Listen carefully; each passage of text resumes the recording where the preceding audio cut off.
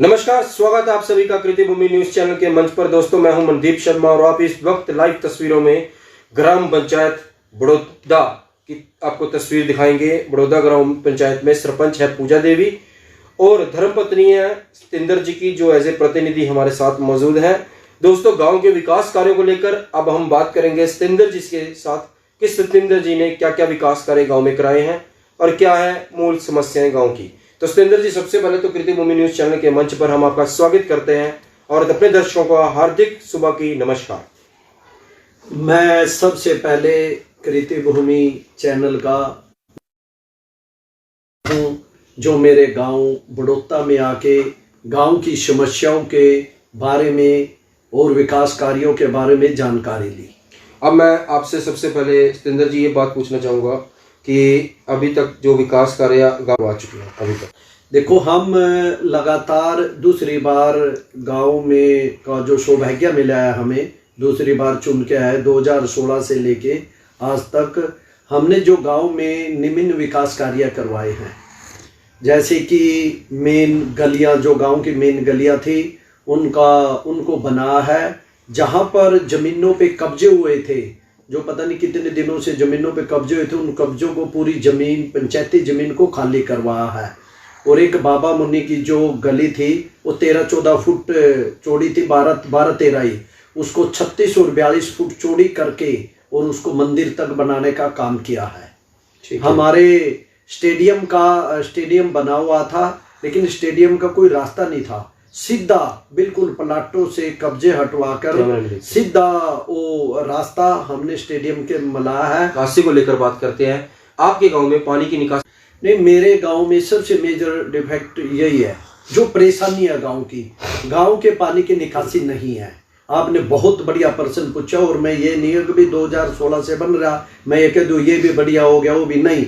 गांव का सबसे मेन समस्या पानी की निकासी है। मेरे गांव में अगर जो पानी की निकासी आ जाए तो समस्या है ही नहीं है। तो आप ये बताइए कि इस निकासी के लिए समाधान क्या है आपके पास? क्या आपको लगता है कि अगर ये काम किया जाए तो पानी की निकासी का हल हो सकता है? मेरे जो गांव के 2 नाले बनते हैं, दोनों नाले पीडब्ल्यूडी रोड के साथ है, एक उस साइड और एक दूसरा गांव की साइड है। अगर प्रॉपर चैनल से या तो पीडब्ल्यूडी डिपार्टमेंट उसकी जिम्मेवारी ले, क्योंकि उनका बनता है, वो उन्हीं को ही बनाने हैं वो नाले, हमने केवल उनकी सफाई करनी है। लेकिन फिर भी मैंने माननीय देवेंद्र मंत्री जी को, पंचायत मंत्री जी को, दोनों नालों के लिए एस्टिमेट बनकर वो चंडीगढ़ पहुंच चुके हैं। एस्टिमेट बन गया, उनकी डिमांड करी थी हमने और वो डिमांड के लिए एस्टिमेट कॉस्ट लग के उसको चंडीगढ़ पहुंच गया। अगर जो पंचायत के वो जुम्मे आ गए और पैसे आ गए तो दोनों नालों को बनाकर और इनको तैयार करके निकासी का निदान किया जाएगा, निपटारा किया जाएगा। ठीक है, अगला सवाल है शमशान घाट का। शमशान घाट के सौंदर्यकरण को लेकर सरकार ने भी प्रावधान रखे हुए हैं। सरकार भी चाहती है हर गांव में शमशान घाट का सौंदर्यकरण हो। सौंदर्यकरण में हर चीज आती है, शेड भी आते हैं, 4 दीवारी भी आती है।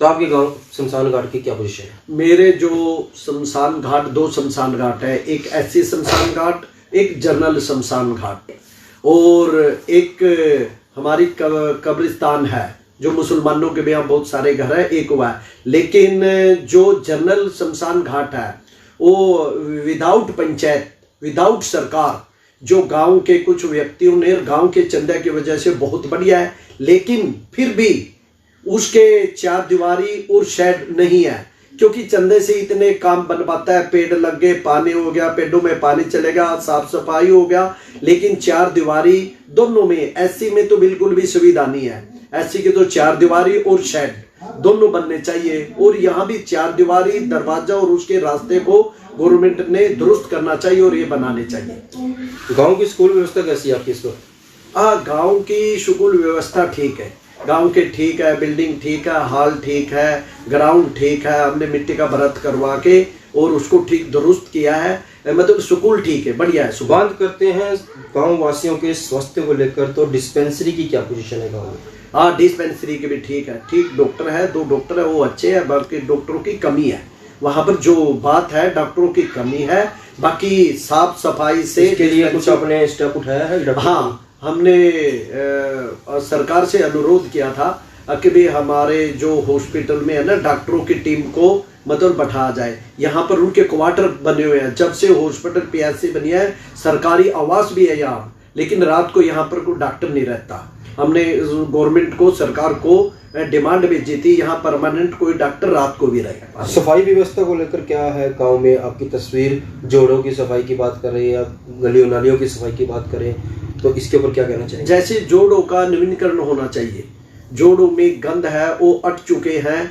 मैं सरकार से आपके चैनल के माध्यम से कहना चाहूँगा, 2-3 जोड़ है, उनकी खुदाई और उनकी सफाई हो जाए, दोबारा खुदाई हो जाए, क्योंकि वो मलबे से भर गए हैं। मैं हरियाणा सरकार से अनुरोध करता हूँ आपके चैनल से कि जोड़ों की प्रॉपर सफाई करवाई जाए, उनकी मतलब खुदाई होके वो बढ़िया उनका नवीनीकरण हो जाए। माननीय हरियाणा सरकार और माननीय मुख्यमंत्री, उप मुख्यमंत्री दुष्यंत चौटाला जी को, और जो हमारे पंचायत मंत्री हैं देवेंद्र बबली जी, उनको, हरियाणा गवर्नमेंट को एक दरखास्त, विनती और प्रार्थना करता हूँ कि एक मेरे गांव में बैंकेट हॉल, शादी का हॉल बना जाए, क्योंकि मेरे आसपास 8-9 गांव पड़ते हैं और 4-5 गांवों में पंचायती जमीन नहीं है। तो बड़ौदा एक हब बनता है, चैनल बनता है बड़ौदे में, एक बैंकेट हॉल बना जाए और एक डॉक्टरों को, परमानेंट डॉक्टर, रात के लिए एक डॉक्टर की सुविधा की जाए।